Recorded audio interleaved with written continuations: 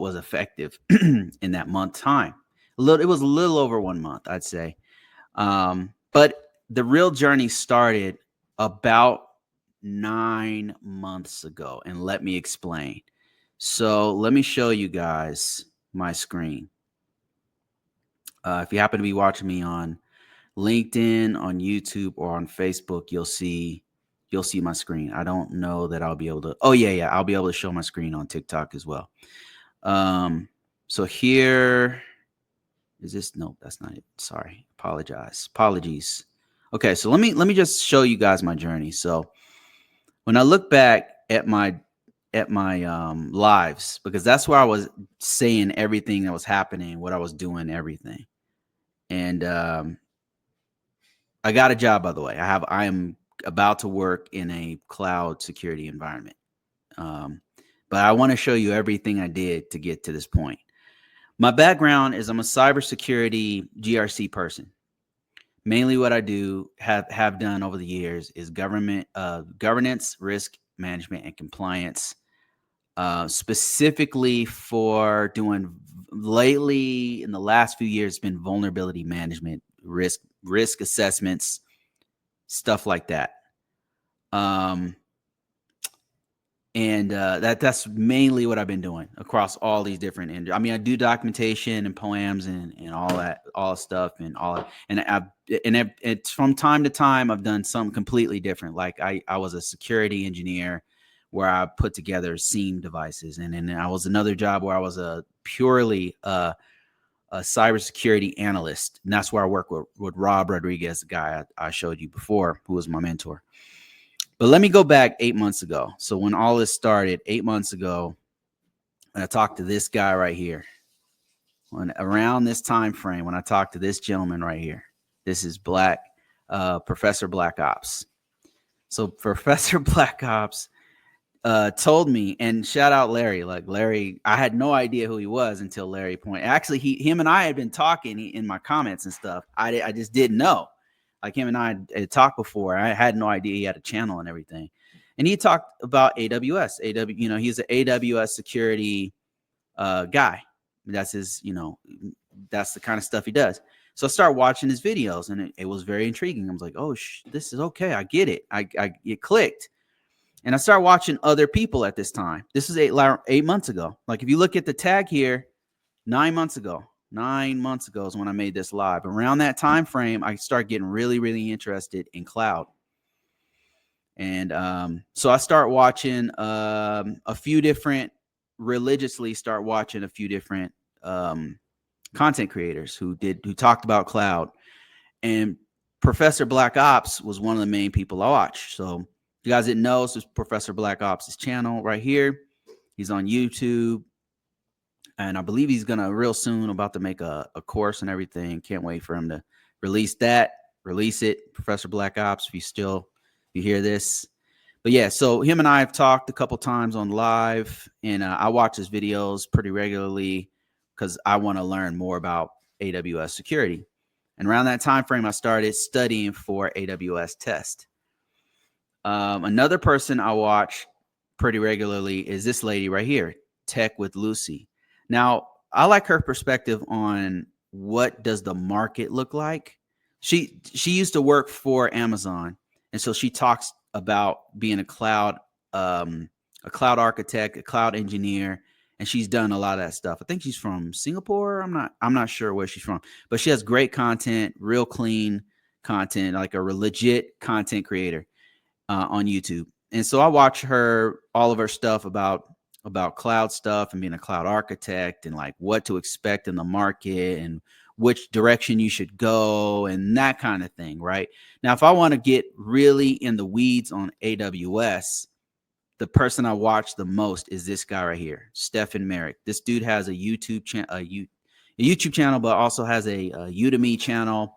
And I watched this dude's course, and it's awesome. Like it's incredible. He gets straight to the point about what you should learn to do the actual certification, the curriculum where he's walking you through what to do. You can follow along and have hands-on as he's walking you through how to do it. So this guy is awesome. This is a French dude who's like a worldwide guy. He's lived in the US, lived in Canada, lived in all over the place. And I believe he does Apache, Kafka, AWS, and some other things. Dude's super deep on AWS in particular. So these are the main people. There's other people that I watch besides these three, but these are like the main people that I consumed over the last 9 months or so while I was studying for AWS. Now, I bought a few books on AWS. I was reading the books, going through some projects on my own, have hands-on with AWS, learning as much as possible. All that stuff's important for what I'm about to tell you. So around, what month did I take it? After studying about 3 months on it, which I think is a bit long to study on AWS CCP, which is a fundamentals cloud for AWS. I think I studied for 3 months, a little bit every day, like a little bit. I wasn't like doing like cram sessions or anything. I would just get on the treadmill and then just read or listen to certain course. And then I come home and then I would do like making an account on AWS or, spinning up a EC2 instance or, light work. And I got exposure to it. And then I took the test around, I want to say December or January. I can't remember. Maybe it was January. I think it was January. And I passed the test. I took it, passed it. It's not that hard. Especially, you put in the work. It's really not a super hard certifications. This is coming from somebody who's taken many certifications. Is really not. It's very straightforward. It's a very straightforward test. They've got very little like in the way of like scenarios and stuff. So still important to what I'm about to tell you. Leading all the way up to here. Let me kind of speed up the process. We did some studying, and I will start talking about my GRC roadmap book and course, which is still coming out. I'm still working on that. I'm going to release it soon. But while I'm doing all that in the background, I'm studying cloud. And then it came to beginning of the year, stuff starts shifting. The market that I'm in is shifting as we speak. So if you didn't know, I'm a contractor. I work for the government, right? Without going into too much detail, especially now in this environment, in this climate where people are so polarizing, it's affecting people's jobs. It's crazy. I've never seen anything like this before. It's very political. I don't know what's going on, but it's too bad. It's really too bad. But I'm in a organization that was directly impacted by this whole change in administration. And there's some stuff going on in the organization that I was like, man, I think it's time for me to go, right? And so around this time frame, about probably beginning of the year, start changing. I don't know if you guys were on the lives that I was talking about it and how it was impacting me directly and parts of my organization and everything. And then a couple of you guys are actually experiencing the same thing where people are getting laid off and the contracts or, stuff's happening. And it was impacting. It was, I started having to think about, okay, am I going to stay here? Like, what's going on? It started getting a little bit too volatile, which is not something I'm used to in the government. Government is usually pretty solid, but now it's going through some kind of crazy change, and hopefully it settles down. So I decided about a month ago, about maybe 45 days ago or so, that it's time for me to go. And around this time frame, so this one right here, when I was doing the live about applying for jobs in cybersecurity, around that time frame, maybe a little bit earlier than that. Yeah, probably when I was talking about the job market, around this time frame, I started talking about, okay, I think I'm gonna get a new job. And I did one specifically where I'm saying, hey, here's why I'm applying for another job. Here's what I'm doing to apply for another job. And I started using all my experience in the cloud with the cloud, and I started putting it on my resume. I put down that, hey, I have not only do I have the AWS CCP, but I also studied for Azure. I put that on my resume. I put all the skill set I started learning in that past 8-month time frame of the cloud stuff that I have. I started leveraging all my experience in the background. I worked on FedRAMP before. We have some cloud stuff in our current environment I'm on. Anything that I could think of that I've ever worked on with cloud, I started highlighting and making sure it was on my resume, on my profiles, on everywhere. And that really had an impact on people contacting me, because I started getting contacts from people. A lot of different cloud based roles started contacting me, including some that had nothing that I'm not qualified to do.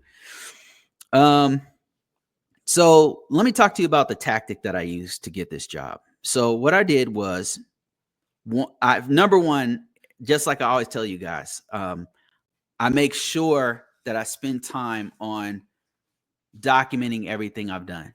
Now, whether you use an ATS style resume, you just want to have a clean resume, something you can upload in your profiles on Dice, on Monster, on Indeed, on ZipRecruiter, on Career Builder. And then I'm going to mention a couple other ones that were most effective. You want to be able to document everything you've done, right? And for me, I wanted to get into cloud, so I made sure that was on there. And I just really racked my brain, just sat down and really thought about everything I've done with cloud. And then what can I do for an organization with my cloud background, with my cloud skills and my everything I've done? What can I do? And I explain that on my resume and make sure it was in my profiles, so that the recruiters out there, so that the employers out there know, here's what this guy can do. Does it fit into what we want for our organization? And I start getting calls. Now, this is crazy, because things have changed. The market has changed. The main places where I got the most, how do I put this? Had the most impact on getting a job were these top two were LinkedIn, a first in all the years I've been doing this. LinkedIn, and specifically this right here. I did linked print. Once I was absolutely serious about getting another job, I did linked premium. Now that you have to pay for it, but I'm serious. I really want to get a job. So it's time for me to stop just doing free stuff. You definitely should do free stuff. ZipRecruiter's free. Monster.com's free. Career Builder, Indeed, all those are free. LinkedIn is free. But I'm like, man, I really need a job. So I applied for LinkedIn Premium, which I believe helped me, because I started getting a whole bunch of people contacting me, legit jobs that were in line with what I do, right? Not just random. I do get some every now and then random employers that have nothing to do with what I, want me to do something that I have nothing to do with, but a lot of legit jobs start coming in. So LinkedIn Premium, I got to say, worked well. And I think it's like $30 to $40 per month. I don't remember. I got to actually shut mine down, because like I said, I got a job now. So, and what it does is it boosts you up in the rankings. You get shown to more people. So second place, I got to say, has to go to this AI platform called UseMassive. Now, I talked several times about this site. But UseMassive, let me make this a little bit bigger here. UseMassive is another one that I used, and it worked really well. So what it does is you upload your profile using your resume, right? And then it matches you up. Now you got to filter it. What it's trying to do is match you up with your most compatible jobs. Automatically goes out and finds the most compatible jobs with your skill set, whatever certifications you have, and it automatically will apply for those jobs. Like I said, I got 6 or 7 different interview requests from UseMassive. Huge. Now, even though I did three of those interviews. Some of them I either missed the interview, or I just didn't want it, or whatever. But I did at least 3, and I just, it just didn't work out. I wasn't a match for them, or they didn't choose me, or whatever. Right. But the fact that I got that many interviews is very impressive. I would say the next in the line Third place would have to still be Monster, even though Monster recently went bankrupt. I don't know if you guys knew this, but Monster recently went bankrupt and has been sold to another giant private equity firm or something. They're still going strong, and I still get contacts from them, so it's still pretty effective. Those are the top three. Others, honorable mention would be like Dice and ZipRecruiter and a few others. But the top three that had the greatest impact is LinkedIn with the premium and Use Massive. So if you're very, very serious about getting another job, both of these are paid, by the way. But if you're really serious about getting a job, I would highly, highly recommend those.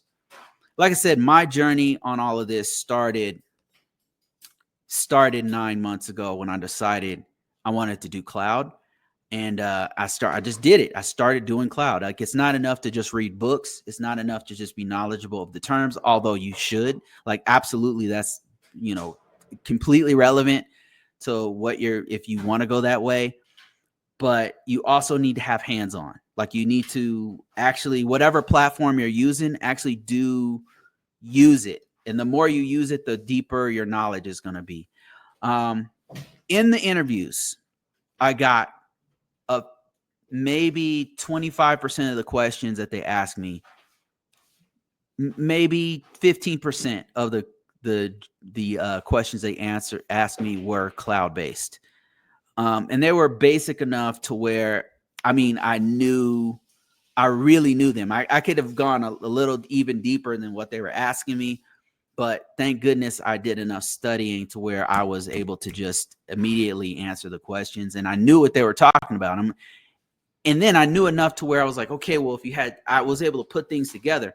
And that's all because I spent the time to study and get hands-on. Thanks. I took the time to study and get hands-on with it.